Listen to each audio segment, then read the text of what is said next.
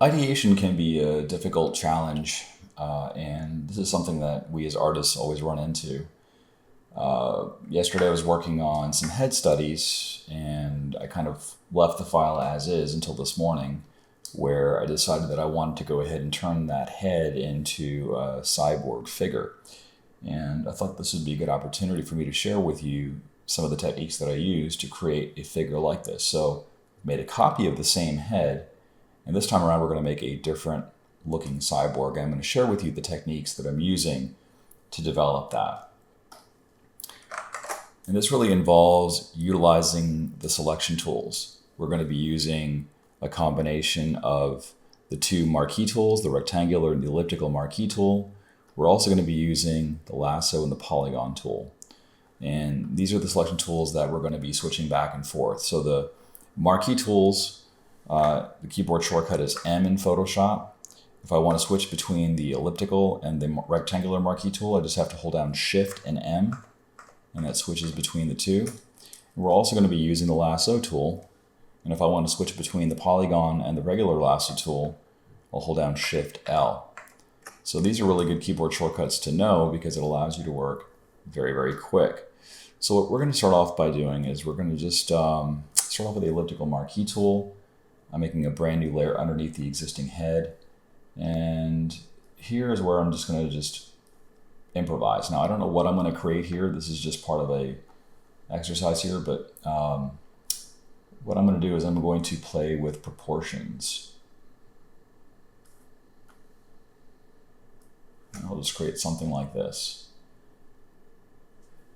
What did I do? I basically held down the Shift key with the elliptical marquee tool, and what that does is that adds to my selection. If I hold the Option key or the Alt key, it subtracts from a selection. So this is the basic process here. We're going to be combining selections, and we're going to do that with the Shift key. We're going to be subtracting from selections, and we're going to use the Option key. And these are very powerful techniques that I feel that will really help you quickly take advantage of what Photoshop has to offer. So let's just go ahead and I want to make some type of a opening for the head. And maybe what I'll do is I'll switch to the polygon lasso tool. I'm again holding down the Shift key to add to my selection. If I switch to the lasso tool, maybe what I'll do is essentially create shapes that look like legs. There's the thigh. And I find this technique to be very helpful because what I'm doing here is I'm just working with shape. I'm not working with line. So this lets me quickly see what the structure of this character is going to look like. And I've got the red foreground color here so I can actually fill that in. So I have something that looks somewhat decent. Let's go ahead and draw the arms. And what I mean by draw is I'm just going to use the selection tool to go ahead and create the limbs here.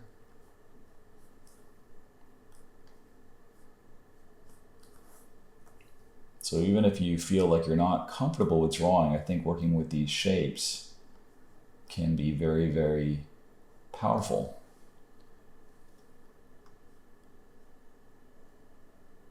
I'll add some hands. These hands might be prone to changing here. I'm just blocking something in. And to really see the effect of that, if I hit Option Delete, that fills in the shape. Not really digging this hand, so we'll probably just go ahead and get rid of it. Maybe I'll have this hand kind of doing something a little bit different. There's the thumb. And now what I can do is I've got a pretty good baseline here. I can start to refine some of these shapes by hitting Option Delete, just adding to the selection. I may want to go ahead and add more of her chest. I can also rotate the head.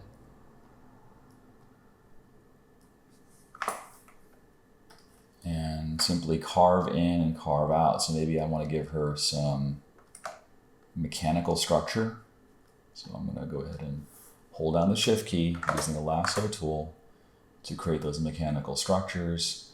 And then for the legs, maybe what I'll do is I'll just give her some boots.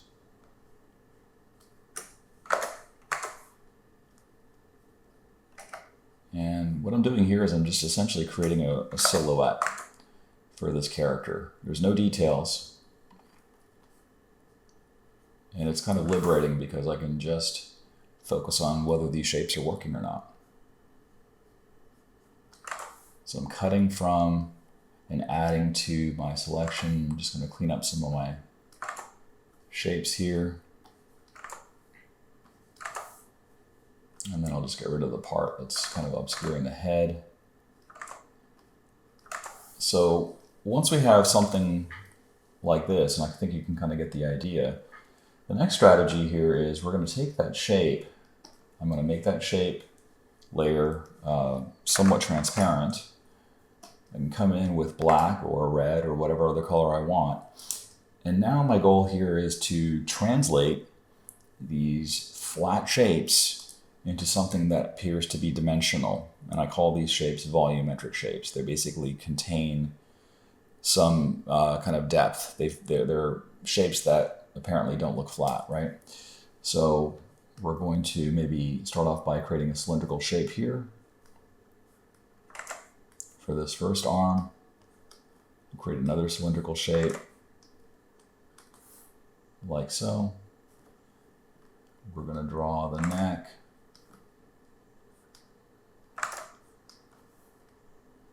And I don't have to use every single line that is on my silhouette. This is just helping me just, get a good start. So for now, I'm kind of sticking with it, but there might be an opportunity here where I'm looking at it and saying, may want to do something a little bit different. So I'll go ahead and give some shoulders.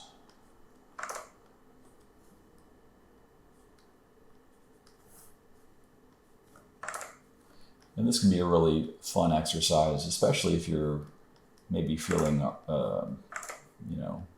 creatively uninspired. For hands, I'm just going to simplify the pose here.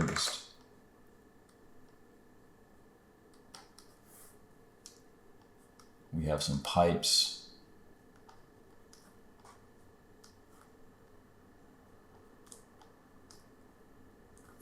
Just make short work of just kind of getting your idea across without having to worry about too much detail.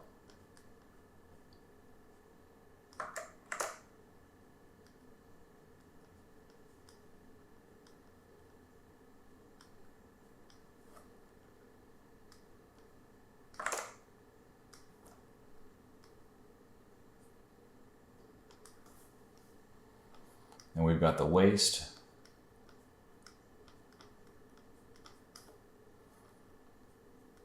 Maybe there's some type of a belt and little hooks where pouches are. So I'm thinking three-dimensionally. I'm thinking like, okay, how do I translate these shapes? Also using some knowledge of mechanical structures. There's a lot of references for things like robots. And that's okay, you can go ahead and look at those things to get some ideas. So I like the idea of maybe having a little bit of a separation between the upper torso and the waist. So I'm going to leave this kind of open. And then we have some boots. These boots are basically like essentially tapered cylinders.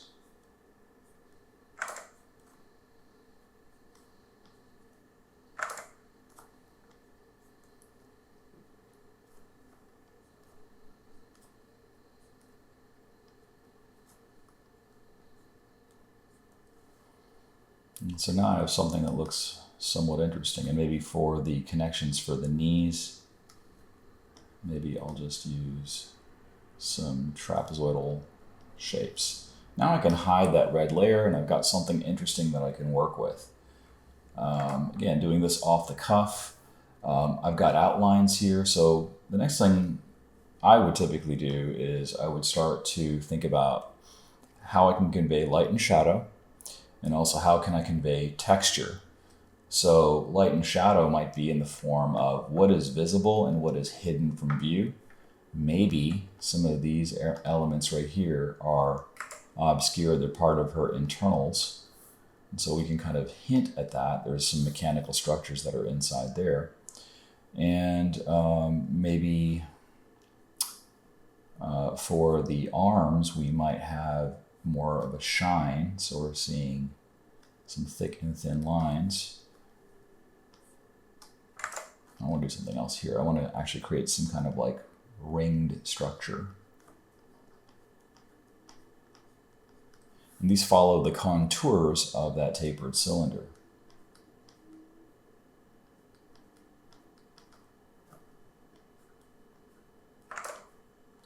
So the way you can convey material is by thinking about, okay, what is this going to be shiny, or is this going to be something that is not going to be reflective? And for mechanical beings, also we have joints. You don't have to draw every single detail. One of my favorite artists is a guy named Alex Toth. And one thing I really like about his work is that it looks deceptively simple. He does not include a lot of detail, but it's still rendered so well that you're able to see the whole thing, despite the fact that the information that he's providing is very minimalistic. So you don't have to overly render something, I believe. You can just, keep it as simple as possible. So there's some black fills here. And maybe I'll include some mechanical structures here, some wires or other types of mechanical elements. And I'll fill those areas in with black. We can also add some texture. Maybe there's some rivets.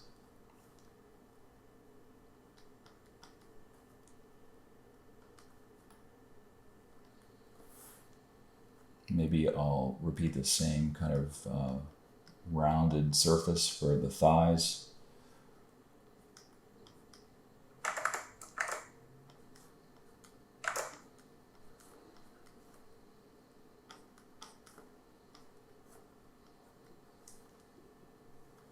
And then maybe the areas underneath might have some shadow.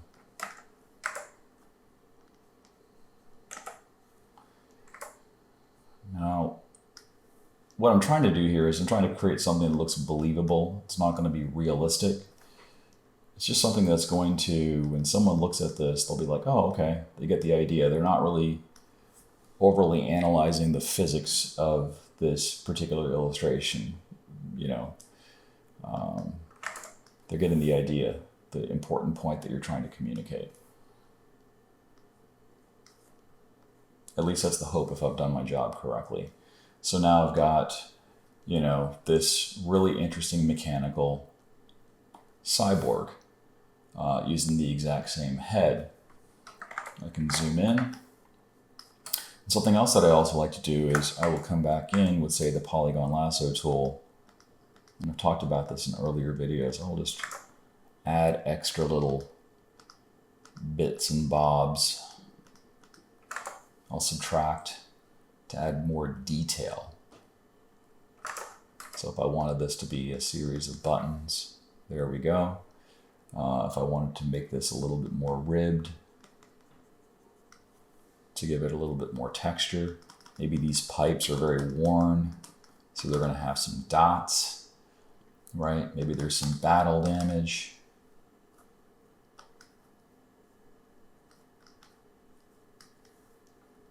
Maybe I'll include some dark areas here, because this drawing, the goal that I'm trying to create here is not only to create an illustration here, but this should also look reasonably well as a black and white drawing. So I'm just using black and white ink, or just pretty much black ink rather, and I'm kind of inferring the white part.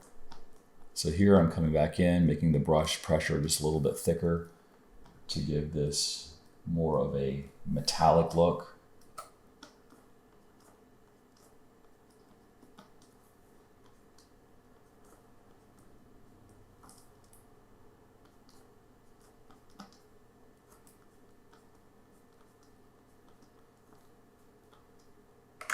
Maybe these are going to be a little bit bigger. We've got some bolts. Maybe there's some other pouches that are hidden in the back. You can also use some hatching here too, just to go ahead and create some separation between some of the forms.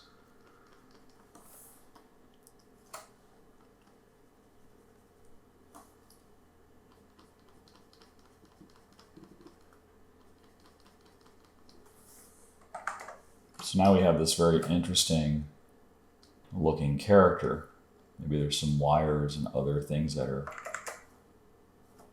connected.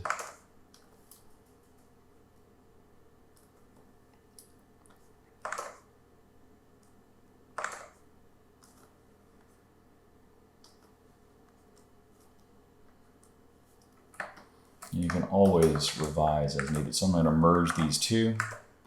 And now I've got another mechanical being. We can always add other elements here, but I don't want to make this drawing super duper busy.